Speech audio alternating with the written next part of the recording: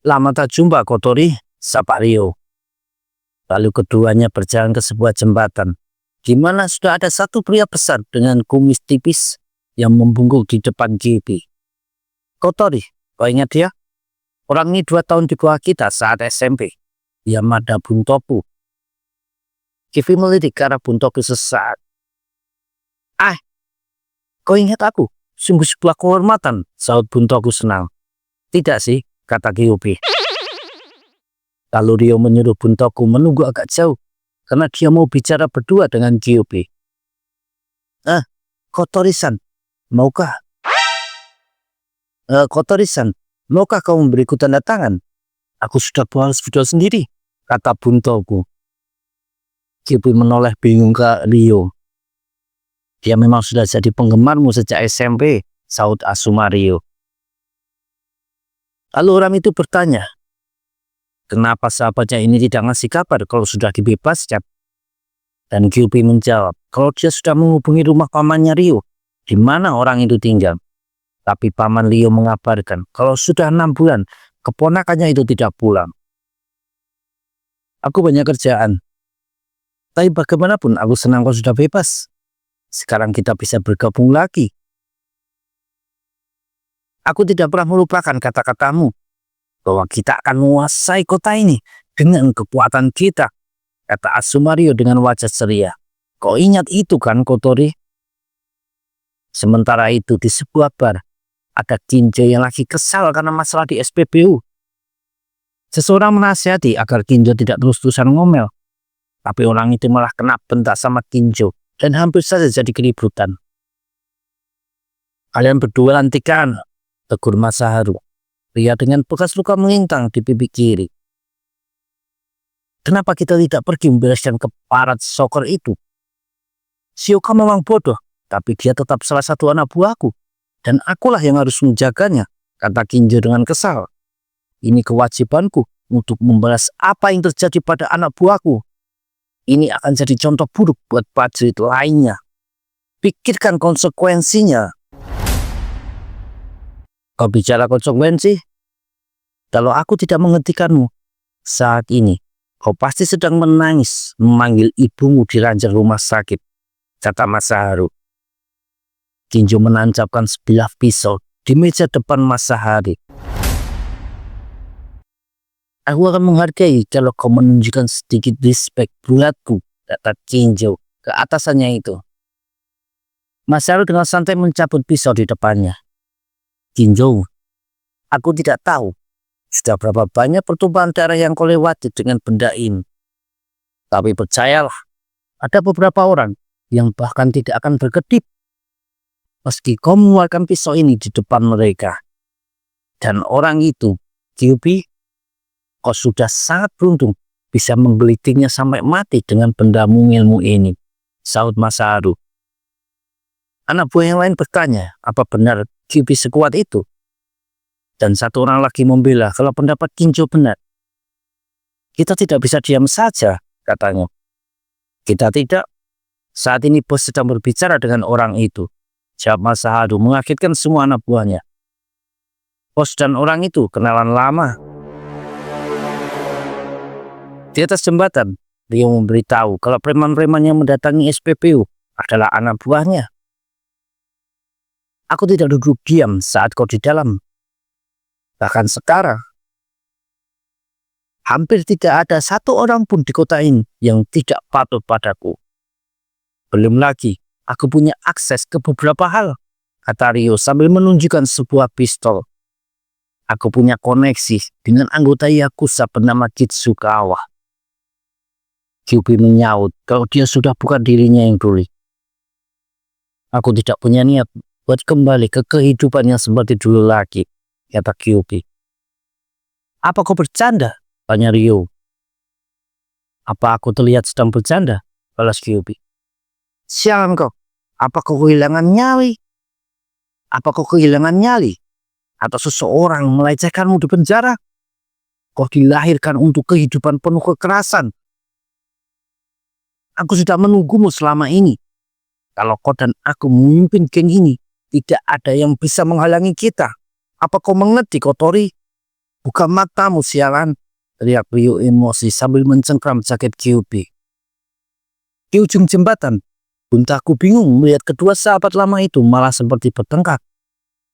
Kyuubi tiba-tiba meraih pistol di pinggang Rio dan melemparnya ke sungai. "Apa masalahmu, ha?" teriak Rio lagi, tapi segera terdiam melihat tatapan serius Kyuubi. Yang tak disangka, satu tinju keras menghajar muka Rio sampai membuatnya melayang di udara dan jatuh ke jalan tak sadarkan diri. "Rio, kaulah yang harus membuka kedua matamu," kata Kyuubi.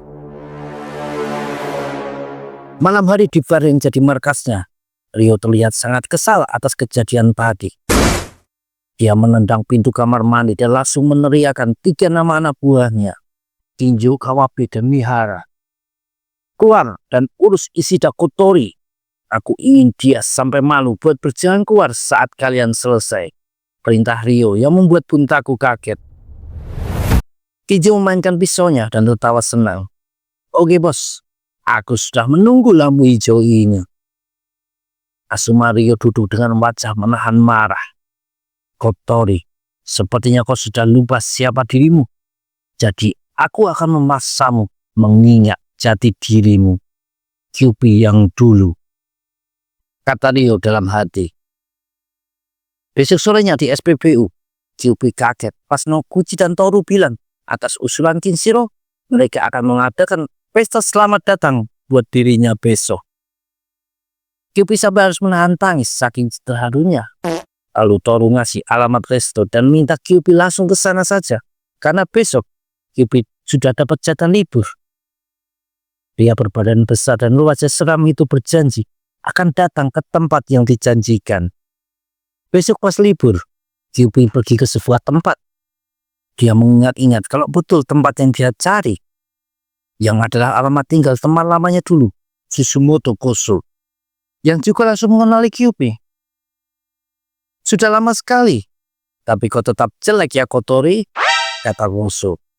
Kyuubi ikut tertawa mendengar candaan Koso, yang benar adanya. Di situ dia juga terkejut mengetahui sahabatnya itu sudah menikah. Bahkan tahun kemarin sudah punya bayi. Koso menikahi adik kelas mereka di SMP, yang ternyata Kyuubi sangat ingat gadis manis yang jadi istri Koso sekarang. Dia merasa iri tapi juga ikut bahagia. Koso mengabarkan kalau sahabat mereka, Sune, sekarang jadi anak band dan berkarir di Tokyo. Lalu Koso menebak tujuan Kyuubi mengunjunginya. "Kau juga ingin tahu tentang Rio kan?" Koso cerita kalau pas Kyuubi masih penjara, mereka bertiga tetap sering kumpul. Tapi saat Koso dan Sune sibuk mengejar impian mereka, Rio malah semakin masuk ke dunia berandalan. Dia selalu mencari lawan untuk bisa diajak ribut, sampai-sampai membentuk geng sendiri dan namanya jadi cukup terkenal. Suatu hari, Sune mengingatkan sikap Rio yang jadi arogan, dan keduanya malah terlibat perkelahian serius. Sejak hari itu, Koso dan Sune tidak pernah ketemu Asuma Rio lagi dan hanya mendengar kabar buruk tentang sahabat mereka itu. Hingga sore hari, Kyuubi pamit pulang. Kotori, kau pasti belum punya pacar kan? Apa mau perkenalkan ke teman istriku?" ejek Koso. Kyuubi malah menoleh dengan wajah serius. Ia berjalan menghampiri Koso yang kaget melihat sahabatnya malah kayak tersinggung. "Aku mengandalkan bantuanmu ya," jawab Kyuubi tak terduga menganggap serius candaan Koso. Setelah itu, Kyuubi bergegas ke resto yang dimana rekan-rekan kerjanya berniat mengadakan pesta selamat datang buat dirinya. Tapi di sebuah terowongan, ada suara keras memanggilnya. "Kyuubi!" Pria besar itu menoleh ke belakang dan terlihat di ujung terowongan ada Kinjo bersama 7 orang lainnya yang jelas bukan mau mengajak Kyuubi buat dinner. "Malam ini kau mati," ancam Kinjo. Kyuubi langsung dikepung 7 orang yang beberapa di antaranya memegang tongkat pemukul. Tidak memakai kostum soccer, ha? Ejek Kinjo sambil tertawa. Apa kau tidak tahu kalau soccer ada di mana-mana? Lihat itu, mereka sudah muncul di sini, teriak Kyuubi. Membuat rombongan preman itu menoleh ke ujung seberang terowongan. Kesempatan itu dipakai Kyuubi buat lari kabur. Tapi Kinjo berteriak kalau Kyuubi pergi, mereka akan mendatangi dan mengacak-acak SPBU tempatnya bekerja. Mendengar itu, Kyuubi langsung berhenti lari. Sementara itu, Toru dan Noguchi sudah menunggu di depan resto karena Kyuubi belum juga datang. Toru yang mengira Kyuubi tersesat segera pergi buat menjemput. Sedangkan di dalam resto sudah ada Kinshiro bersama dua sahabatnya yang kaget pas tahu ternyata acara yang dihadiri mereka ini adalah pesta selamat datang buat Kyuubi.